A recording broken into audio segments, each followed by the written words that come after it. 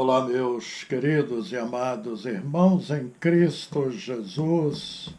Na leitura do livro do apóstolo Paulo aos Gálatas, capítulo 6, de 1 a 2, extraímos a seguinte lição: Irmãos, se algum homem chegar a ser surpreendido em alguma ofensa, vós que sois espirituais, encaminhai-o tal com o espírito de mansidão, olhando por ti mesmo, para que não sejas também tentado.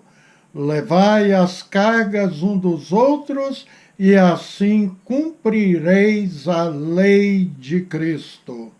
O apóstolo Paulo começa a sua carta às igrejas da Galácia abordando a questão de autoridade. Observe o capítulo 1, verso 1.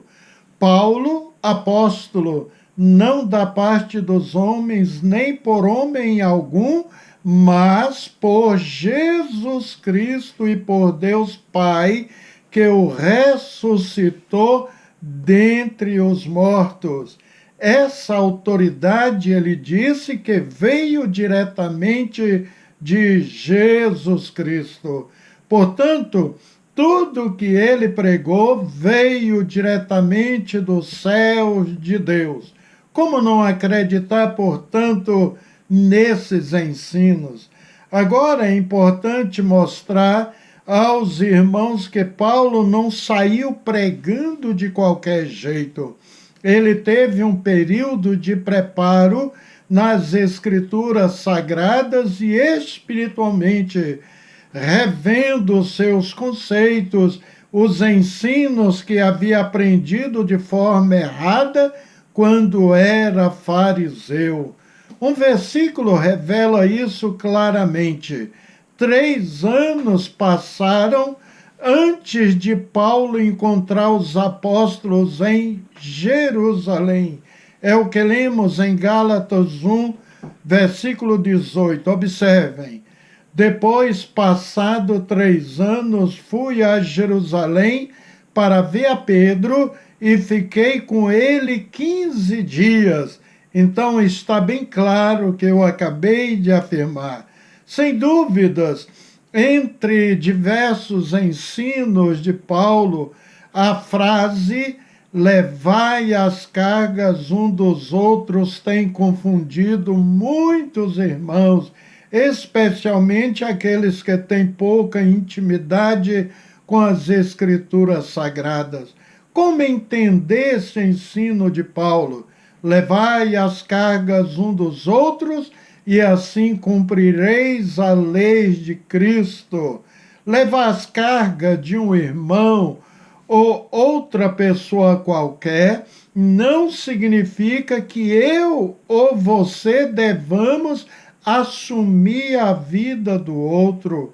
Paulo ensina que devemos assistir, animar uns aos outros em tempos de enfermidade, tribulação, aperto financeiro, isto é, se tivermos condições de fazê-lo. Assim, assumir a vida do irmão não contribui, especialmente porque muitos cristãos fazem escolhas erradas, impensadas, sem pedir a direção de Deus, e por isso estão sofrendo. E vale dizer que nem todos aceitam qualquer tipo de ajuda, seja ela material ou espiritual. Salomão nos ensina que não devemos nos intrometer onde não somos chamados. Provérbios 26, 17 diz: o que, passando, se põe em questão alheia, é como aquele que pega um cão pelas orelhas. Fica claro, tentar puxar a orelha de um cachorro que você não conhece, um cachorro bravo, violento, pode lhe trazer transtornos. O preço pode ser feridas profundas e pode levar até mesmo à morte. Desta forma, são aqueles que se intrometem onde não são chamados, acabam trazendo problemas para si mesmos. Uns anos atrás, por muito pouco não morri, quando eu fui aconselhar um senhor que se dizia cristão, ele era empresário, dono de uma marcenaria, que feriu o olho da sua esposa, que deveria ser 20 anos mais jovens do que ele, com um murro, ao ponto do olho quase sair de sua órbita.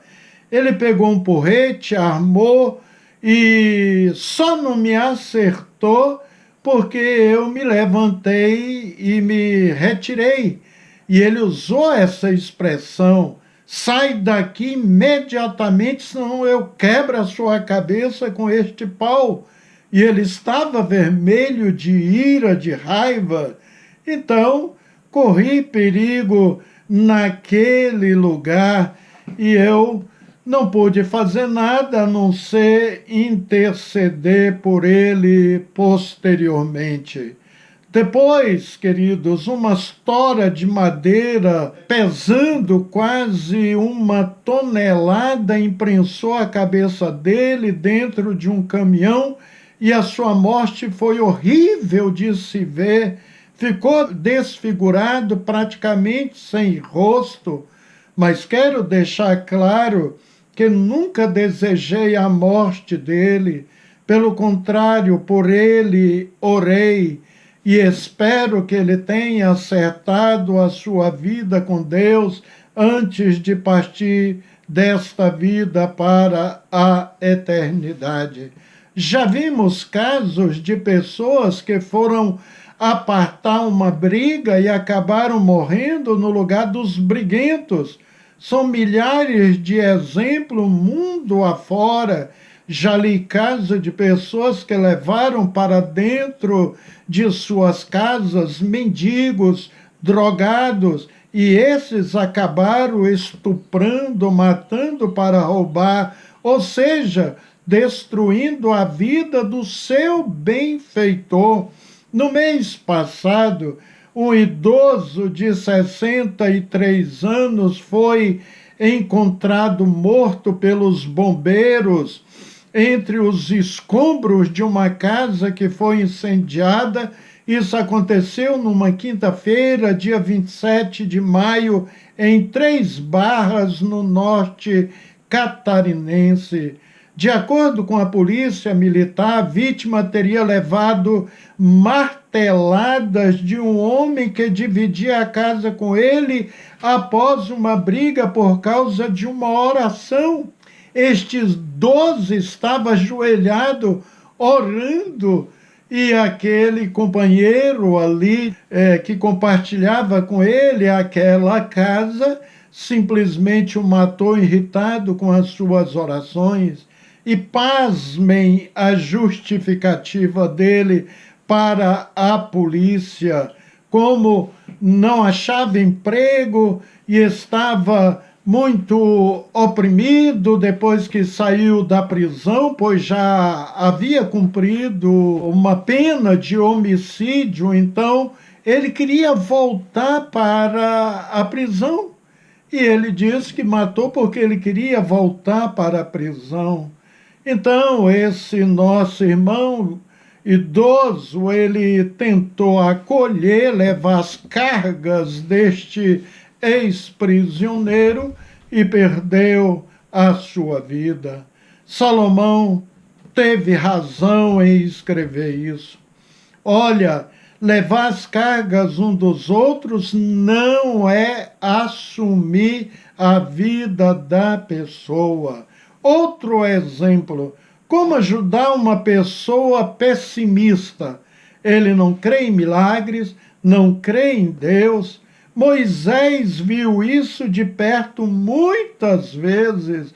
Um dia enviou 12 líderes para fazerem um relatório completo sobre a terra prometida antes de todos continuarem a sua caminhada até lá. 10 deles voltaram admirados com a beleza da terra, com abundância de gado leiteiro, mel e frutos deliciosos, até trouxeram um grande cacho de uva, mas desanimaram os israelitas, dizendo que os moradores de lá eram gigantes, um número exorbitante, e que Israel não conseguiria vencê-los, e pior, Israel seria destruído. Vejam que mais de 90% dos que forem espiar a terra eram desanimados. Somente 2, Josué e Calebe, falaram que aquela terra seria de Israel. Como pão eles iriam devorá-los. Moisés não deu chance, não carregou a carga desses 10 covardes, desanimadores. Esses 10 não entraram na terra que eles viram, admiraram, mas não acreditaram na promessa de Deus dada a Abraão, que aquela terra seria de Israel. Essa passagem mostra como o negativismo, querido, é muito contagiante. Esses homens contaminaram não só as suas vidas, mas de seus familiares e milhares de patrícios, e todos eles morreram no deserto. Por falar em negativismo, os pais que só têm pensamentos negativos acabam contaminando e transferindo a seus filhos e familiares esse posicionamento destrutivo. Nos meus 38 anos de ministério pastoral, já tentei ajudar pessoas, inclusive irmãos, a abandonarem o vício. Tentei carregar suas cargas, mas não consegui. Já tentei tirar pessoas da prostituição, não consegui. A pessoa precisa querer. Talvez depois de se decepcionar tanto, como Paulo disse, o que o homem semear, isso também ceifará. Gálatas 6, versículo 7. Ou seja, a pessoa optou pela embriaguez, vai ter suas consequências, como a cirrose hepática, o câncer, o desemprego, a humilhação e até a perda da sua família. Paulo continua: os que semeiam na carne colherão corrupção, dor e sofrimento. Portanto, não brinca com o pecado. É como brincar com uma víbora, ela poderá mordê-lo e matá-lo. É bom lembrar que o nosso adversário anda em derredor, tramando como leão, buscando a quem possa tragar, conforme Pedro falou em 1 Pedro 5, 8. Então, meu irmão, sujeite-se ao nosso Deus, resistindo a Satanás, e ele fugirá de você. Mas então, como levar a carga um dos outros de forma correta? Bem, na guerra contra o pecado, precisamos da ajuda um do outro para encorajamento e força. Em Gálatas, Paulo continua com as aplicações práticas na vida cristã, exortando os irmãos a ajudarem um ao outro. Se o irmão cair no pecado, outro que anda no Espírito, diz Paulo, tem a responsabilidade de corrigi-lo, evitando que aquele esteja sobrecarregado pelo erro. Gálatas 6:1, você poderá ver isso também, Tiago 5, do 19 ao 20, e Judas, versos 22 e 23. Perceberam como podemos levar as cargas uns dos outros, ajudando-os a retornar ao caminho de Deus, abandonar o pecado. Então, ajudando o outro a superar o pecado, mostra o amor que cumpre tanto a lei de Moisés como a de Cristo. O cristão tem a responsabilidade de usar todos os seus recursos espirituais, financeiros, isto é, se tiver condições, porque muitos até desejam contribuir, mas vivem no limite, ganham pouco, como ajudar, né? Isso é compreensível, mas pode ajudar o irmão caído na fé, orar com ele e orar por ele. A palavra de Paulo é clara e decisiva: ajudar o próximo é cumprir a lei de Cristo. Ela concorda com a palavra de Jesus. O Filho do Homem não veio para ser servido, mas para servir e dar sua vida em resgate de muito. Em Gálatas 5:13, vemos um mandamento recíproco que trata dos imperativos divinos para o serviço cristão. Sede antes servos um dos outros pelo amor. E Pedro escreve mais: sede mutuamente hospitaleiros sem murmuração, servi uns aos outros, cada um conforme o dom que recebeu, como bons despenseiros da multiforme graça de Deus. 1 Pedro 4, do 7 ao 10. E em Efésio lemos: sede uns para com os outros benignos, compassivos, perdoando-vos uns aos outros, como também Deus em Cristo vos perdoou. Capítulo 4, versículo 32. O serviço cristão, queridos, não é optativo, não é algo que podemos fazer se quisermos, é a marca da nossa vida. Se somos de Cristo, temos que ter o espírito de serviço de Cristo. Não há em nós mais espaço para o egoísmo. Agora, existem situações que são da competência da própria pessoa enfrentar e resolver. O próprio Paulo também disse: cada um levará o seu próprio fardo. Gálatas 6, versículo 5. Este versículo parece entrar em contradição com aquele que apresenta o mandamento de levar as cargas uns dos outros. A resposta, queridos, está na compreensão das duas palavras-chave, carga e fardo. Fardo, no grego, é portion, era a palavra usada para um termo militar para a mochila de um soldado. Ou seja, apesar do soldado ter um peso nas costas de até 30 quilos de armamento, né? Roupas, comida, água, é pesado, mas a mochila é de quem? É dele. Está pesada, mas é a sua obrigação carregá-la. Ele é um soldado. Portanto, existem coisas que eu deva levar, porque é minha obrigação, mesmo se acho pesada demais.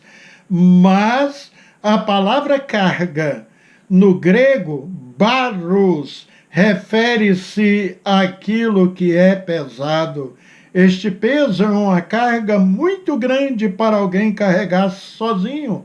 Exemplo, os armamentos de guerra, fardos e mais fardo de alimento para o longo período de guerra, armas com pesos de centenas de quilos, um soldado não poderia levar sozinho, mas a carga tem que ser colocada numa carroça, num caminhão, diversas pessoas precisam levá-la.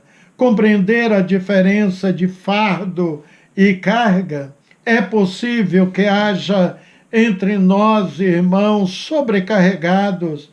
Essas cargas podem significar fraquezas morais, enfermidades físicas, necessidades, aflições espirituais e emocionais, entre outras. São cargas pesadas, impossíveis de serem carregadas por uma só pessoa. É nesse momento que entra um conselho antigo dos anos 450 de Martinho Lutero. Ele disse que os cristãos devem ter ombros fortes e ossos potentes para ajudar uns aos outros. Levar a carga do outro significa cumprir a lei de Cristo, a lei do amor. A vida impõe a cada um de nós todo tipo de carga, algumas leves e outras pesadas e implacáveis. E para os que estão passando por isso, pode se consolar com uma certeza, com essa certeza oferecida por Jesus Cristo. Vinde a mim todos vós que estáis cansados e sobrecarregados, e eu vos aliviarei. Você pode ser um encorajador, ajudando a pessoa a sair do seu estado de submissão ao diabo do pecado, auxiliando-o a entregar sua vida a Jesus. Amém? Oremos ao nosso Deus. Bendito e eterno Pai, a tua palavra é eterna, é imutável. Te louvamos por estes ensinos que fazem diferença extraordinária na vida daqueles que ouvem e daqueles especialmente que praticam essas palavras benditas do Senhor. Obrigado, porque a lei do Senhor é perfeita, ela restaura a alma. Que o Senhor possa libertar essas pessoas que estão carregando um fardo pesado demais, porque deram vazão, lugar ao diabo, erraram. Que o Senhor possa auxiliá-los a sair dos seus erros. Quanto àqueles irmãos que estão padecendo lutas, provações terríveis, Deus, ou até mesmo sofrimento, que o Senhor os auxilia, Senhor, com a tua benevolência, o teu amor leal, a tua bondade e misericórdia. Abençoe esses lares que nos recebem neste dia com a palavra de Deus. Em nome de Jesus Cristo. Amém. Queridos a todos, um abraço. Que Deus abençoe ricamente as suas vidas e até o nosso próximo encontro com a bendita graça de Cristo Jesus.